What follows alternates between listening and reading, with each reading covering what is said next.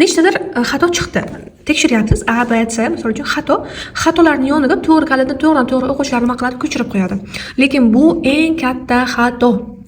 Chunki siz tayyor kalit nimaligini bilgandan keyin uni hamma ham isbotlab biladi, to'g'rimi? Darajasi deylik 4 bo'lgan o'quvchi ham isbotlab biladi uni o'sha B kaliti qayerdanligini. So'zlarni qidiribdi. Eng katta xato shu, to'g'ri kalitni ko'chirib qo'yib, keyin mana bu yerdan olinganda, ha, bunaqa ekanda deyish yoki kimdir tayyorini tushuntirib berish ham katta xato. Ustozingiz misol uchun yoki qanaqadir o'sha guruhdoshingiz mana bu kalit C emas, mana bu yerdan olingan D da deb tushuntirib beradi-ku, bu xato. Siz o'sha payt ha, tushundim deysiz, lekin bu qisqa muddatli bo'ladi. Bu uzoq muddatli bo'lmaydi. Chunki buni siz o'zingiz bingo qilib discover qilmadingiz. Sizga kimdir buni tayyor narsani tushuntirdi. O'sha payt qisqa muddat esingizda qoladi, ha deysiz. Lekin keyin yana deylik 15 minutdan 20 yoki 1 kundan keyin tamom esingizda qolmaydi u kalit nimaligi. Shuning uchun minus qo'yib chiqasizda, to'g'ri kalitlarga tik qo'yib chiqasiz, xatolarga minus qo'yib chiqib, qaytib o'zingiz yana ishlaysiz. Qaytib. Iloji bo'lsa, yoningizda kimdir bo'lsa, o'shanda tekshirtiring.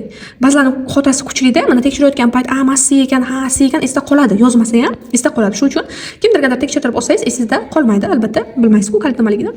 O'zingiz ikkinchi marta keyin ishlaysiz. O'sha every moment bilish kerak-da, nima uchun imенно yes emas, no ekan. Yoki nima uchun A emas, nima uchun D ekan. Shunaqa tricky savollar ham bo'ladi-da, o'xshash bir-biriga javobli. Shuning uchun o'zingiz uni isbotlashingiz kerak.